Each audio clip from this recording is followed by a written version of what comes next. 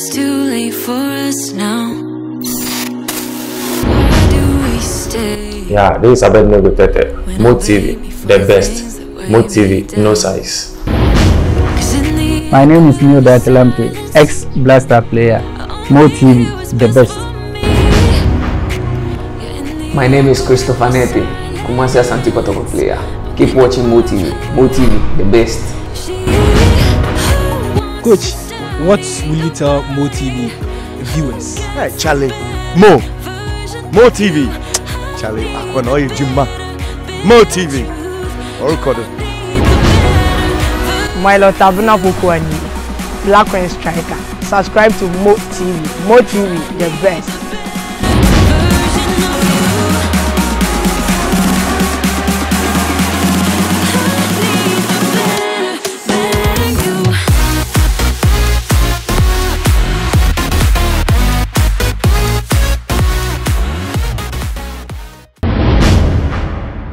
Alright, we'll be back about Eddie Bamo TV. Midin Eddie Shaban Mohammed, as usual, the best of interviews. No? You're the brem on your screen. If you're not catching me, so subscribe to Mo TV. Now we want the pack be prepared. Eddie Mamu. Ewa. You didn't have to for goalkeeper reach data and Eddie brem on your screen. If you're not catching me, so subscribe to Mo TV on YouTube. No following on Facebook. Stedner School of Baking and Confectionery. Adriani Abediako Mudienfin Diago. Stedner pastries ni cake. Stedner School of Baking and Confectionery will adjacent the Kingdom Books. Branom Chewa, the 3 days course or 3 months course or over soon idea my way, dear. Into Stedner, dear, a mountain San Juma, I will be at Tunako. Kelly's Garment and Fashion Home, Pamantare Papa, Pamantare Shower, some Pamantare. And then Mr. Justice share to your Pamadico program, and Pamantare the amount. Into free. A Kelly's Garment and Fashion Worker, Swat American Junction, opposite the point, no Mountare Papa. Nashe Sasso. Na Oshad bakery aguna mensa ko pan no papa fie aduane de eye pan no yes special de na eko mu say medi pan no something to kwa ko aguna mensa ko koje pan fufuo we ndi bi ja na say pan no ye nti pesa pan no bi na di na bibia so entimi enkoyi emfa ema nti no Oshad Stedner School of Baking and Confectionery as na Kelly's Garment and Fashion Home na so yas ne ni reach that interview near the brem ye try ho ye ba ye the discussions. No, Eddie Bamam. The basis here. Alright, so Akwaba Bambo TV. So we need goalkeeper reach that time. Eddie Bamam. Akwaba. Yeah, major also. Vivian Woko. Yes, I'm Vivian Woko. How are you under COVID-19 co-training? How are you managing as a goalkeeper? Oh, first of all, me fa kunyo so me chia omo mo hwe sisi ya. Okay, easy COVID-19 but effective but the Ukrainian training there you do be kakra we see but one say aban say my bobo ntin but training there personal training there be by more active football but personal training there this thing kakra. All right, goalkeeper for Accra to folk reach that and I really begin come on Mo TV so you baby salon proud to join in Heart to Folk now Elmina Sharks o performance was so and I had to folk for the foul. What was the feeling? Were you expecting that? And it came so early. Mo, we be sa sempa. Osha, me was sharks no na Osha na edinu was through ye pa. Yeah, ata. Baby, alpha baby ata. Ye boy in special competition we sha. My friend said I'm a face of social media. Man in Ghana football. Because na 7 clean sheet. Fa be bia na me din was thrown here. Ba the Ukrainian fit me call am na dey na me papa dey o phobia ni. O papa e phobia. So that's the was. Oh no radio be I no take commentary. Me dey dem want say be a go be baba na dey na me so me jubilate. Yeah. Nti to oro hu se me so me bobo na ade na catch me so me nya me bo has ba se bi o I me ya so oni wi asin so hu se me sa ba has fo wow nti o se me share as me di bo share no so like promise bi am e ma papa o se me metimiti ni so ni ade. All right joining Heart to Folk no na pressure big down so say Heart to Folk obi a hwe manimu Sharks dey na nka ho dey pressure ni hye da ni ho sa because of pressure there, me reach that and say be me pressure and family. But as a folk no a big club over Ghana there no doubt. As a folk no swing club bia o Ghana. Ghana dey mo say we dey Usha has team. Me na Oh has some team your Ghana. Oh. Enye dey anka me nim. Oh, into everyone say me under t-shirts. Okay. But I ban we are into Sharks into 2 has. As a young chap I see soon I say dream say one day so we born my house. Our shop papa boss and pa. We born my house. Now working hard for what to say in the house for power. Wow. To now me paint them. Me say Mr. has this and like all right. Yeah, if you had to focus your first game, one ball, second game, one ball, Mulusu to break Chelsea at home. My second game, Mulusu to Mediama 3. And my third game, no be against Ebusuan Dwarfs. That is you started in week 3. Week 1, week 2, you are Sanya Mahas, or papers in here ready. Now you're Shemosan. What was going through your mind? On the football there, the beer Tennessee of football. Oh, and starting no. My friend say na is but na your bobo on the resort na there. Emba. O sha ye ni come Chelsea na. Me o stadium o say name say ye ball ni na ba. And I make a football dey win ma win. Of course. Ye call media ma dey ma. Ba me take comment to say ye bobo on ba unya tigo come so ma share. Oh. But you do week 3 no. Like Saturn and papers are ready. And then just a man directly on ball week 1 and week 2. And then me and Castle soon I'm doing then every week 3. A team in an boom. But you do week 3 no, but I say Saturn no pressure was so more because Uba Ghana that's a big team bound to me bought 3 matches and twice or because of lose 3 into no Osha yes psyche and 150 training grounds your hotel yes psyche and once before even pitch no so your ball cry waiting say match with the yin until my fans say week 3 or con them say farmer and kakra. Okay, now in week 3 the first game Mushe 2 but conceded 1 goal. How did you feel say now can be say me keep it clean sheets na me GBD? Oh me Richard Atta mostly about game I mean dreaming first. Me green team no first and sana my bedroom. Okay. Into now mostly they hear say has the first match Madam across of folk. Clean sheets needed na clean sheets needed near second game. All right, here are statistics. 12 matches for Accra to Folk starting from week 3 in the just cancelled 2019-2020 league. You know, who bought 12 matches? Who conceded 6 goals? And clean sheet 6 games. Clean sheet 6 games. And goals are conceded 8. A screen also more. Which is attack for Accra to Folk. 12 matches, 8 goals conceded, 6 clean sheets. Now, attack with Heart to Folk matches are winning 5 wins. 6 draws and 1 lose for Richard Atanti. A lose no by against Kumasi Asante Kotoko in a match. Nanka attack say originally. After losing to Kotoko, conceding 2 goals against Kotoko. Now, the pressure be bad also because now expectations was very high on you. More as a whole kind of football. Osha Ghana has a deal. My friend say. As a Ghana player, be a possible air classical, Ghana air classical. Yeah. And then our boy, say no, what football? Yeah. And I'm be dreaming. I can't dream back on say no Ghana. They was saying to me, tasty Ghana air classical. Into the crowd, I'm more. So I'm actually dear. Now me World Cup, me Champions League final, me BBA. And so I went. Okay.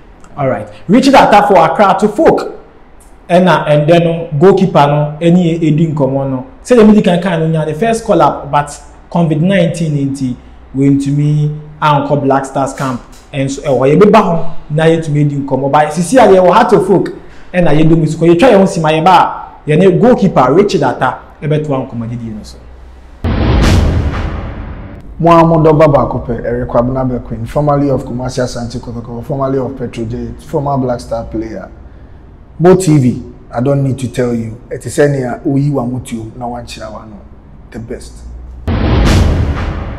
Alright, some of my power by Edin Komo Ewa. Richard Atta, with Tato Folk, Ocean the couple of players about season back on their council.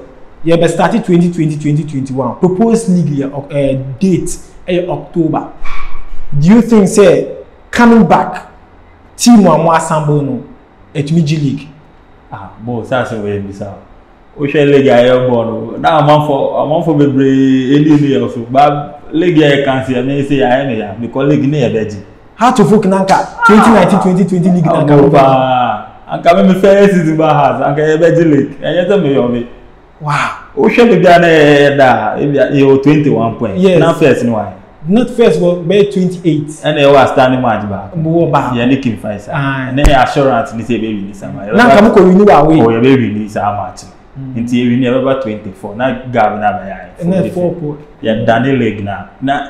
Mo league we very simple. Until next season coming, the league has very simple. Oh, simple. Yeah, my calculating cry. Yeah, cause has a gene outstanding. To me ni there 99.9 say has. The 2020-2021 this season has. Because my face is your coach, any players, your boss is any among my count. Trust me. I bet they go tetemo esomo. Mubeji League easy. The entire house team now. Trust me. From 4 goalkeepers, no 28 players now. Any staff ni winning now. I think I ready. House team no then person you achieve as a player. On say na me keeper na me follow your husband Samiaji. Wow. Oh, like this person me the league my house. Me do omo Champions League ni pa. That the two way. Hear me pa. Now ultimate Champions League no so. Oh sure. Trust me, sure. Sure. By a fan one by one. Okay, the first of all, this is the league now. Can't say about 10 years here in GB. Muchi Zache 208-209. The last time I Muchi and 209. This is me target. That was it to me. Alright, next season you just say clean sheets never Dawson. Oh, first clean sheets in there, and then once I carry in there, me has to be near energy. And so na clean sheets me so my dream.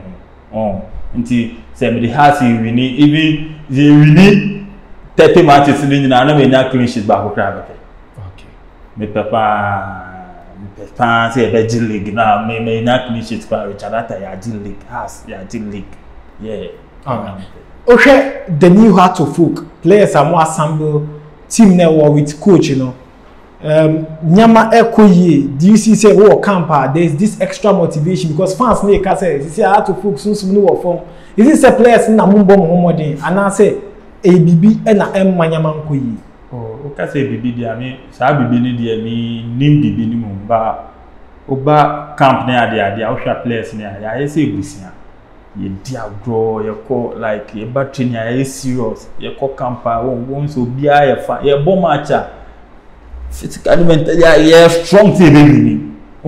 Until like my friend say, and I process. Ubesha na I say fanning kakra. Oh, yeah, bang kakra. Until you do a technique we anka. Yeah, raise I don't know. And I leg in the cancer. Until you trust me, say next season me sure say be homework. Until be a good start. Who is the best goalkeeper in Ghana currently? Oye Richard Atta Fiwa. Maybe besides why I think this me besides we Richard Atta Fiwa. Richard Atta is the best goalkeeper. I want to tell question now to answer question. Who is the best goalkeeper? Tell me some more Ghana. And only goalkeeper Richard Atta interview now besides. It so me besides say we Richard Atta sin Kenya. Why no Richard Atta can besides. Richard Atta. Richard Atta. Richard Atta said the whole Ghana is the best goalkeeper and challenging about 20 million expected goalkeepers in the next season. Yeah, who battles the #1 spot? Or not the idea, but say, you goalkeepers among the 18 clubs now. Nobody comes closer to you. Richard, do you have any dream? Say, Ube to coin any many Boy, I say, my boss for going to first interview. Of course. Ubisa me say I say be watch line any wow sha good pa face is one big club of Ghana na Namia do win a collar or blaster. Also won't say any duty. Like and then in Canada, I mean catch us a teams in far office name Banya and then teams in the big Brinan and then CC Abenoka still with Brinan and how to folk there you serve them for 5 years, 3 years, and I say a bit depending. Me for now and then we no more contract. Yes. This year me a house player. Alright. To be a house for now. Because oh okay keep away by and fine. But me DM person me has lake like person me no jail lake and every time like this year person me have jail lake.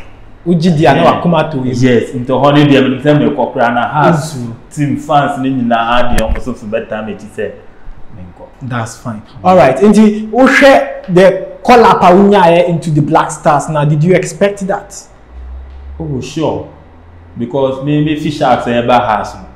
Me catch them madam for na omo ayeti oni na yeti wo say e bon komo na me catch them so Charlie boys Charlie me go city like me back oh back capital me back no one trust me back me first season me go Blasters o catch them so back capital me catch them say no one trust me Charlie kwana me kon man nya omo ya players will be on a dream near the but me dream nya say me go house na house dey offer about me go but one trust me go house one season me join national team and I will die soon to be sure confidence and as a board no me check.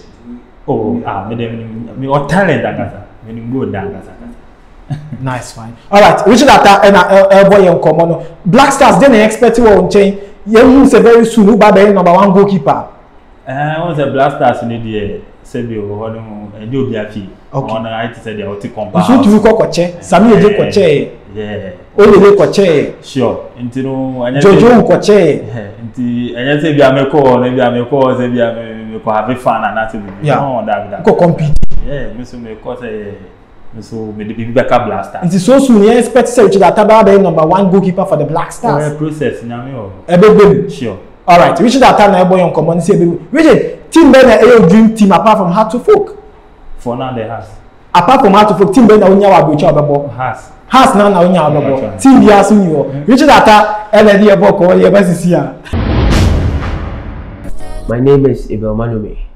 I'm a striker for Dreams FC. Keep watching Mo TV on YouTube.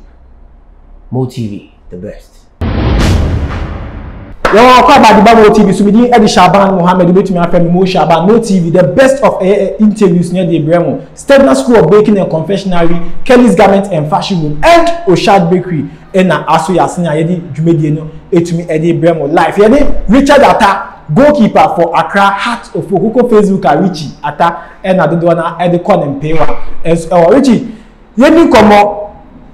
League na ye born na ye no. Go ben na consider us ye ashemepa. Against entire life. Against entire life.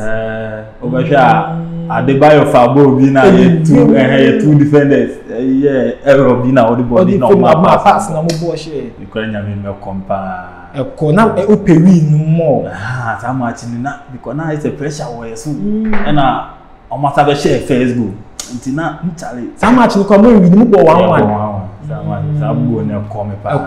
Striker ben na hu se Japan na hu na se ya kwa yo ha me. Otete me. Obetete me.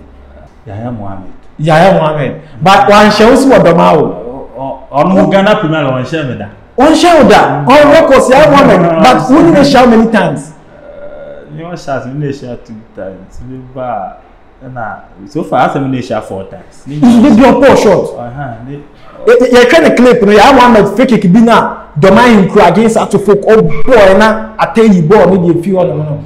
And all can one say. I couldn't on to me channel, but the amount of ball shot be below. One say, yeah, and the fan is on one of my fans are like on the new year 50 film collab on your training of here and the film show and the same man is special but until me year pa no dina bon permit the obe pim and minimum once or no a ban head no or power or Or a complete striker. That's good. Season I cancel the team ben your best team. Hearts of Oak. Hearts of Oak. I didn't know your best because mun that league no so. Oh, say a born I say I'm born but we start to river the but not mun that mun lose a couple of games. Nti I didn't know your strong kon. Okay, the King Faisal and best. King Faisal, they were ah. I don't know. Oh no match be Oshogo. Who papa checking we no. Emeche. And the King Faisal and best. Who King Faisal and best team? So we say the house. Man ka say the house, me say e den na ma mo ye the best. Ah, say you complete. Defense. You're completing. Midfield. You're completing. Attack. You're completing. Goalkeeping. You're completing. Technical team. If you more bench in the cry, you'll be first 11. How to folk bench, you'll be first 11. Canada. Ebusia for Richard Atanyezi. Or see how to folk bench, you know, and you'll be first team. And so, but you'll be first team, but who lose so much one kind of. And I'm sure say football is on it. But yeah, Bonyane working. What has it? And I'm because say the other first know how many points. Okay. And I say how many points. Okay. League no be start, will be daily ma. Would have been far league mean to Ghana league. But the interest Spanish league. Barca be that first. If you Madrid that. It's possible. Possible. All right. Indeed, which is a tab boy. Come on, see next season has a league, you know, with ease. And the Casemiro in the best goalkeeper. And also I come out here say, or just has near the big team. Has near the biggest team in Ghana. Oh, me say as we have decide. Go my house is big team in Ghana. Yeah, you made any besia. We did any Shaban Mohammed and Richard Atta, your guest and the Richard. Who can't be their chair fans now? Obibia like also supported Richard Atta from day one. Medanasi, and on Koswa, and on supported Richard Atta now. Trust the process, did a year Jimapa. My team had to folk. Supporters no show. On the house supporters, we a champion. And Kamamba has a minimum football supporters or sir. The day we could be even though you lose match, by next match, once you move your problems, no more be I'm Chiska. Oh, house on my yard. I'm Chiska. I'm supporters soon. I'm yard. I'm a child. Benana baby house. Wow. House at one. Okay. Obibia oyi ni sika man, obibia oyi bibi man bia, nyame hia no man akoma pa no onye mo man. Jida taware. Mpatada. Oh ba. Mpatada ni ba. Okay. Oni obi wo ho. Me no be we serious ba. Fine. I hope so oboa or support bibia oyi na. Oh yeah. Oboa me pa. Oya de. Mpa bo bibia support. All right. You obusi am for one crime. O ma me no, o papa de osi on ni ho. O ma me wo ho. Or more support in your football career? Start with the non-pet, but since you are the ones that know, the man will support it. First, not the now on person. First, no who's a football, no. Said you who will be out. But I feel they will say baby will who said one I'm a pet, or I'm a shady. No person who school. But Mrs. School in pet. A school now, educational background, seeing maybe a secondary school. But you're Kofodia Technical. Until Kofodia Technical School, for you're very proud of you. And how do you do not bring me out? We do as this year.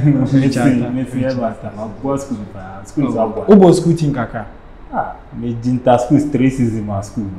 Me do almost zona 3 seasons. Me Jinin na like Eastern region do myself. You do Eastern I can say Richard Atta.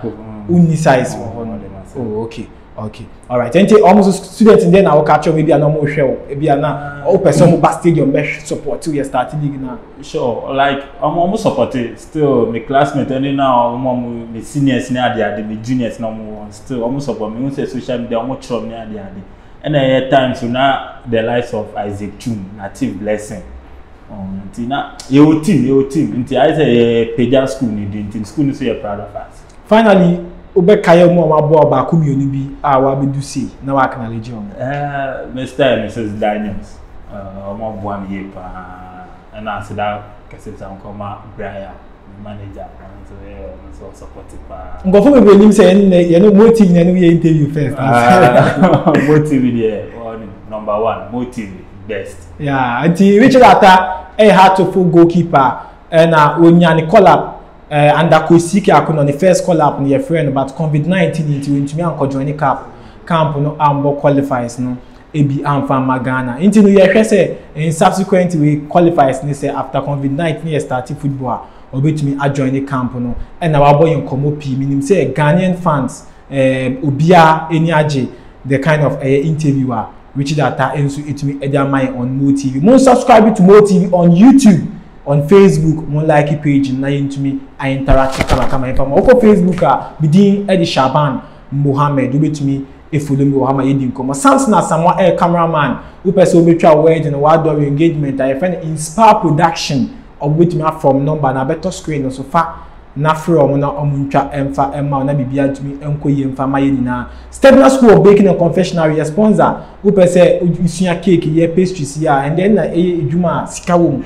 obetumi akọ Stedner osu adjacent the Kingdom Books form numbers e was screen na say dey twem wo ho no na wa from saso and Kelly's Garment and Fashion Home ntare papa fie de bia wo some share ntare e de interviews was screen so a Kelly and apam dia ma opamomba any bema nyina enso Kelly e wo Kaswa American Junction opposite the point also fan number na first that's no Shad Bakery eduane papa fie bread no eko mu yare betumi abo we ndidi ya nti o Shad betumi abo the best bread ubedi a wo so ho beto sampa me didi ama me ho so etumi awo no ba wedding bi na mo ye na awo na ba munko tubi na mo ba mo fa be serve mo be agona so edo dia menko bebi akọ Shad Bakery na omuntimi ema bread na nso undi na bibia nkoyi production team mi do bibia se Millicent medawase saso na Mr Justice ata enso medawase bebre e wodwumedi a utumi eboa Mo TV na bibia so utumi koyi sans na samoy cameraman double as editor saso na misumidi Edi Shaban